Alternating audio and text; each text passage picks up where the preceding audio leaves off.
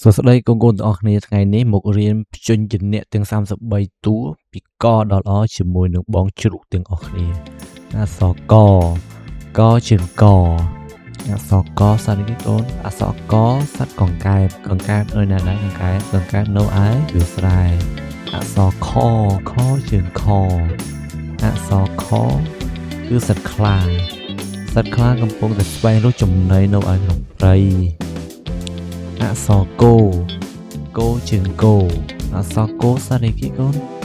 អក្សរគោគឺសត្វគោកំពុងតែស៊ីស្មៅនៅឯព្រៃភ្នំអក្សរខជាងខអក្សរខសត្វអីគេអក្សរខគឺសត្វឃ្មុំកំពុងតែហើរ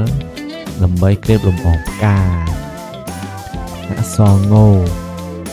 ជាងងអក្សរងគឺងាវកូនចេះញ៉ាំងាវអត់អក្សរចជាងចអក្សរចសត្វអីគេចចាបយំជីបអក្សរឆជាងឆអក្សរឆគឺសត្វឆ្មាកំពុងតែអង្គុយអក្សរចូលជាងជោអក្សរជោគឺសត្វជ្រូកកំពុងតែដើរតាមព្រៃអក្សរឈជាងឈោអក្សរឈោសត្វឆ្លុះកំពុងតែដើរនៅតាមដងព្រៃដើរទៅរកចំណីអក្សរញជាងញអក្សរញគឺញញួរសម្រាប់ដំលេចគោលដំឈើឬដំរបស់ផ្សេងទៀតអក្សរដជាងដអក្សរដសត្វអីគេកូនអក្សរដគឺសត្វដំ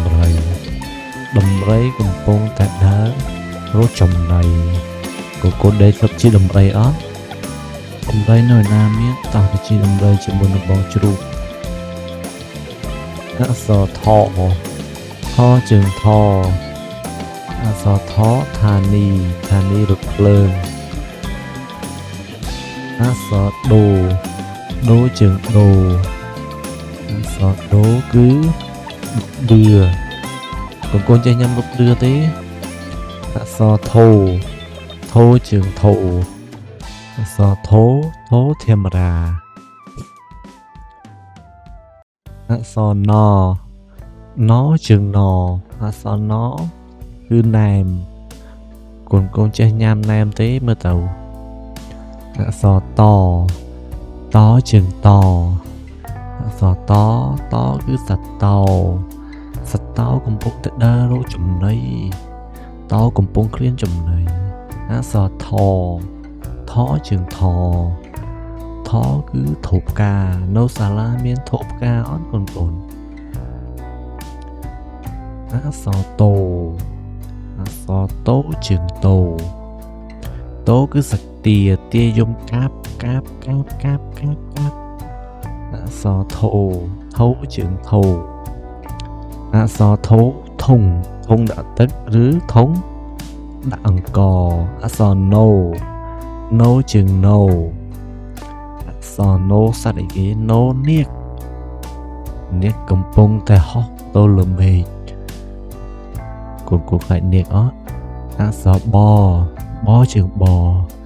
អក្សរបអីគេបបាល់គូចង់លេងបាល់អត់ចេះទៅទាត់បាល់អត់ទៅអក្សរផជាងផអក្សរផឹកបរោះកំពុងតែផឹកទឹកអក្សរពោជាងពោអក្សរពោពេយំម៉ាអក្សរផជាងផអក្សរភេកំពុងតែដើររកទឹកដើររកចំណីអក្សរម៉ូជាងម៉ូ អក្សរម៉មាន់កំពុងតែចឹកចំណីអក្សរយោជើងយោអក្សរយោយៈគឺយៈល្ខោន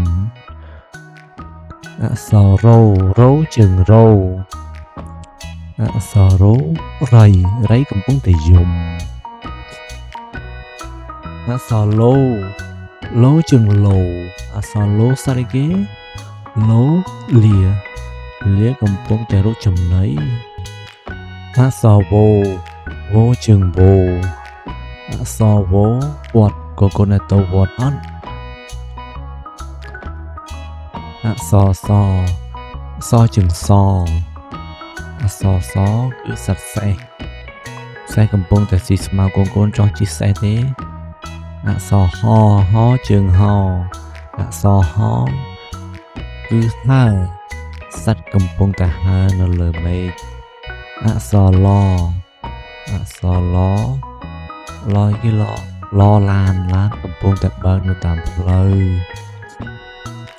អក្សរអជើងអអក្សរអគឺសត្វអូតកំពុងតែដើរនៅលើវាលខ្សាច់កូនចង់ជិះអូតអត់តោះជិះអូតជាមួយនឹងបោះជ្រូកទាំងអស់គ្នា